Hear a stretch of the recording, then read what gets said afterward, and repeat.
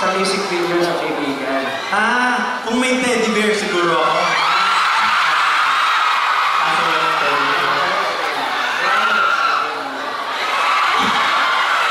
Okay, so Josh and Justin, why don't we greet everyone first? Okay. Kasi may gusto ka pa sabihin o ako na? Hindi, ayun. Siyempre, gusto namin kamustahin lahat. Kung okay pa ba kayo? Kung, siyempre, gutom na kayo, pero okay pa? May energy. Ang daming energy. Dapat kumain kayo ng muna, di ba? Kain kayo ng burger. Tama. So, nakapagdaki na ba ang lahat, Eugene? Yes, yes. Wala pa ilalakas yan? Ako kanina nakapag-dunkin na ako. Dunkin niya sa box. Oo, sarap. Di pa ako nag-dinner. Nauna na yung dessert ko. Ayun lang. Hindi ko pala kanina. Pero ayun, kinain mo ba yung binunas ko donut kasi? Binunas ko donut? Oo. Nakain ko. Ay, yung kinain ko walang butas. Naskipan ko. Sige, syempre. Ginawa ko talaga yung specially for you.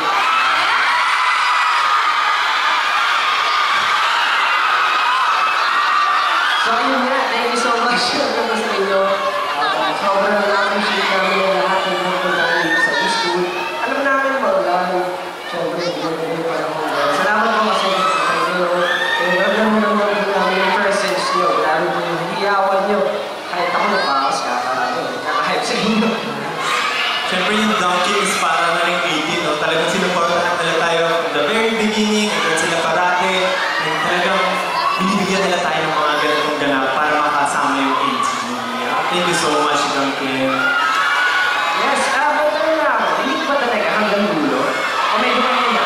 Hindi hanggang dulo? May mahina ako dito. So, para kaya palakasan sa FOH, yung boses. Okay, so yun nga sabi naman niyo sa inyo, pasalamat kami. Siyempre hanggang sa huli, maraming salamat din sa aming Dunkin PH fam. Alam naman po natin na isa sila sa mga unang naniwala sa SB19. At naalala nyo ba dati, nung siyempre nagsisart pa lang tayo, parang yun yung first ever dapat na makapagtalaga na tayo dati, di ba? Dahil kay Dunkin! Yeah. Concert given to SB19. Kaya sino ba na nakakaano, parang atin dapat kung walang pandemic, sino? Ayun, marami-rami. So, isa mo talaga si Dunkin sa mga unang naniwala kay SB19, kaya maraming salamat po. And so everyone, can we all say thank you, Duncan? We love you, Duncan. Yeah. See you tomorrow. Have a nice day. Thank you. Ayan, so talaga po ikaw ang the best ninang Duncan. And actually, gusto ko kayo tanongin na over the course of more than 3 years with your Duncan PH fam, what would you say are some of your most memorable moments with them? Oh, memorable moments.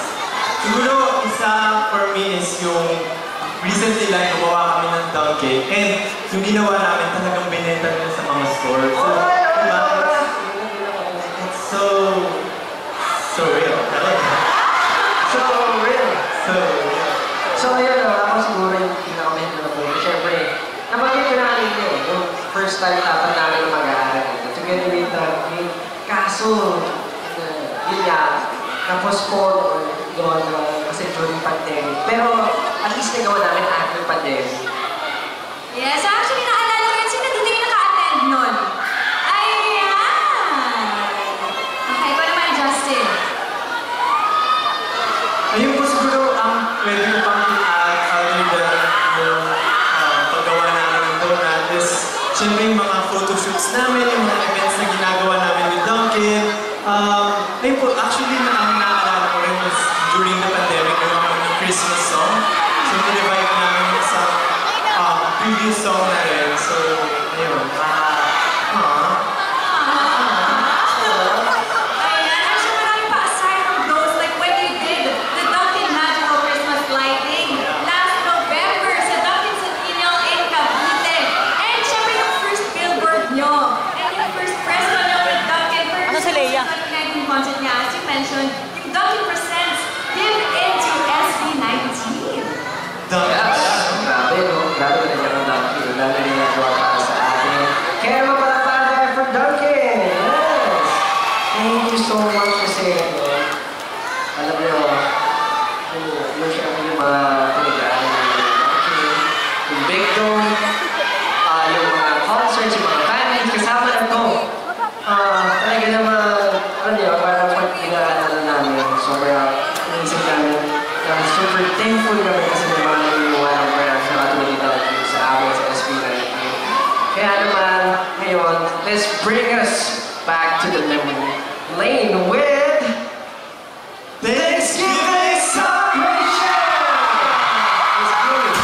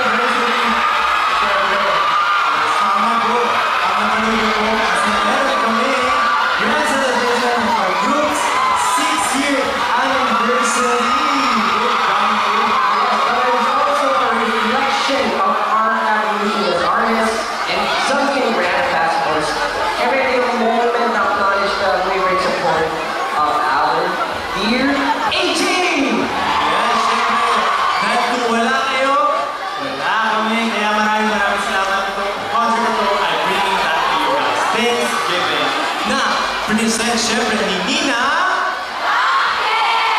Yay! Ang concert po ay gaganapin sa Araneta Coliseum on October 26, 2024, which is a Saturday. Yun, sakto-sakto talaga sa anniversary namin.